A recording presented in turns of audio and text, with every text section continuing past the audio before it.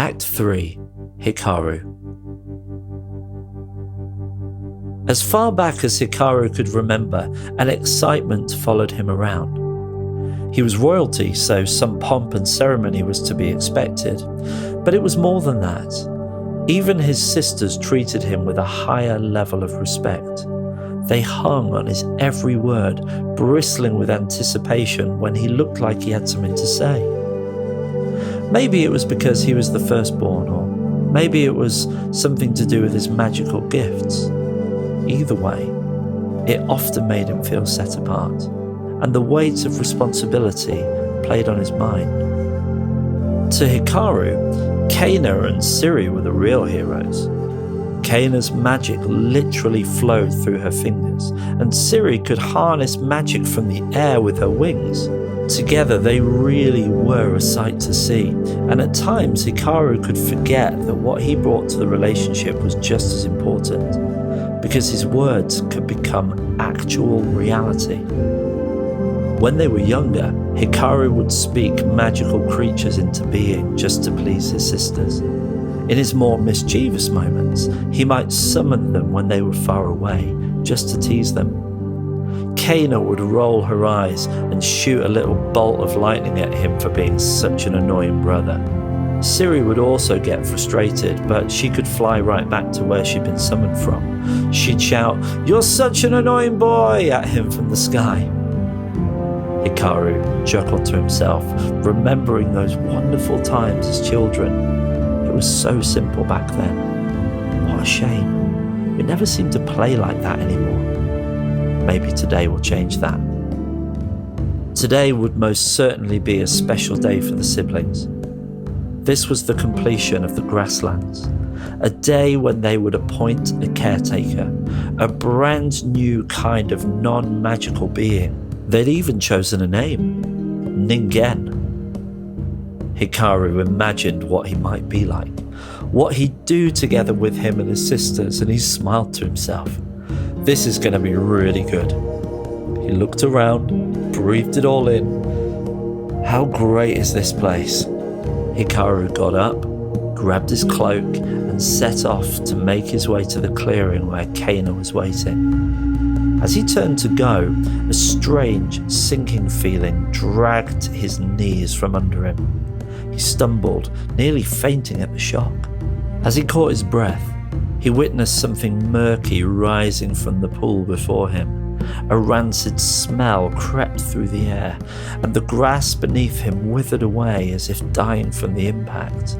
This was nothing Hikaru had experienced before, but if he had to guess what it would have to be something dark from the tree that existed throughout reality. Despite their power, there was some dark magic beyond even their experience, and Hikaru couldn't help but think they were now under some kind of attack. He touched the water, creating ripples on the surface, then stirred deeper as he commanded the pool to reveal its secrets. "Show me what's happening. Show me what's gone wrong." Before him, the water churned like a whirlpool, and in the reflection, he saw a broken man falling into the desert wilderness. Before him stood Kana, weeping as she disappeared from view. Then he saw the same man hiding in a cave, shivering and crying in a dim light of dying embers in the burnt-out fire. Next came a vision of a man being kicked down into a pit. This is Ningen. He wasn't even created yet, but his life was going to be a disaster. What could possibly have happened?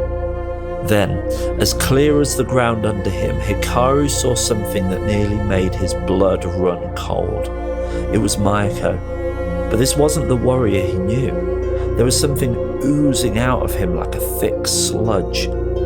Some sort of darkness, some kind of shadow, and he wore the most furious look Hikaru had never seen. He scrambled back from the water in shock. There was no time to waste. Kana was close by and their ceremony was due to begin. Hikaru jumped back up and ran with all his might through the trees. But he was too late. As he peered through the branches and the bushes in front of him, he could see Mayako was already there. Siri landed in the clearing with a mighty thump, and now it was Hikaru's turn. He took a deep breath, straightened himself up, and carefully made his way out of the trees. He wanted to jump to action, to question Mayako and to take Kana aside to talk, but the Royal Guard were already in formation, and this was a big moment. Hikaru circled the clearing and addressed the scruffy-looking Tenshi commander who was standing out of formation. "Where have you been, Mayako?" "Oh, you know me, Hikaru," Mai said with a shrug. "I've been roaming around." Mai's voice sent a shiver down Hikaru's back, and he looked across to Siri, but she didn't seem to notice his glare. It did catch Kana's attention, but from the looks of it, nothing was going to put this on hold. No matter what happens next, he thought, we've got to carry on.